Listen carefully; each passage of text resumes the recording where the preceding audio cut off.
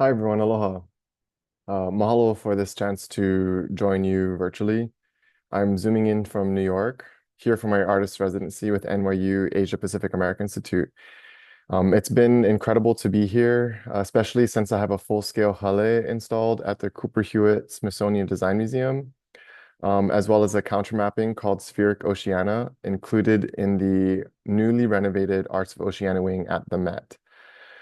For me, working as an artist and a designer is a commitment to Aina futures, community relationships, and transformative narratives. And by using art and architecture to inspire dialogue, I really believe that we can together build a consciousness around Hawaii histories and our futures together as something that's actively alive, protecting and promoting our collective well-being. For me, none of this would be possible without the love and support of groups like Honua Society. And I was especially honored to have been a recipient of the Hoakea Source grant last year. And so I wish congratulations to all of the new recipients tonight. I'm just going to quickly share about the project that Hoakea Source supported for me.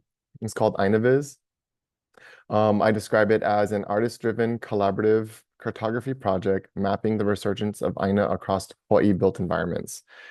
Beyond traditional mapping, we visualize how Aina actively shapes our well-being and intellect.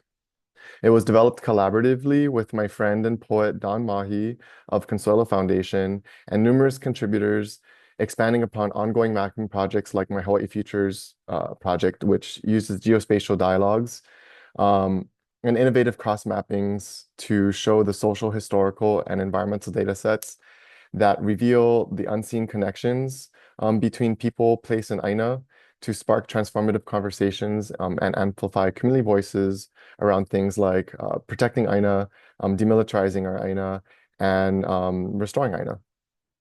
For Hoakea, we began our next steps of including in our index of Aina organizations, activism, and events. And so I'm just going to quickly share my screen here to show our pilot Google Earth interface.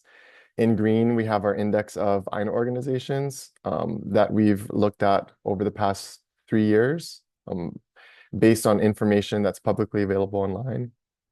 And shown in red stars are the points that we began adding as part of our whole Hoakea source grant, which chronicles the places where key activism events have happened. So for instance, Kaho'olawe and whatnot.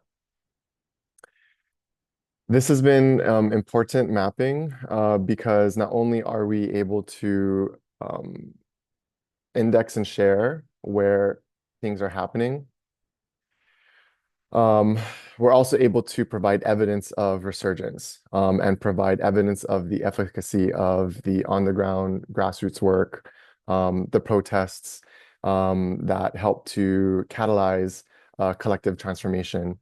So when we first started, this was our chart of um, identifying the founding year of Aina organizations in our index. And you will notice in yellow that every year there's just more and more Aina organizations that have formed. And in blue are the change in time. So every year, sometimes there's more Aina orgs that form than others. And you kind of notice these like peaks. And what's really interesting is when you overlay our mapping of historic activism and events, you kind of see the pattern, which is really cool. So, for example, in the 1970s, you see a spark of Aino organizations form alongside all of these key moments in Hawaii history.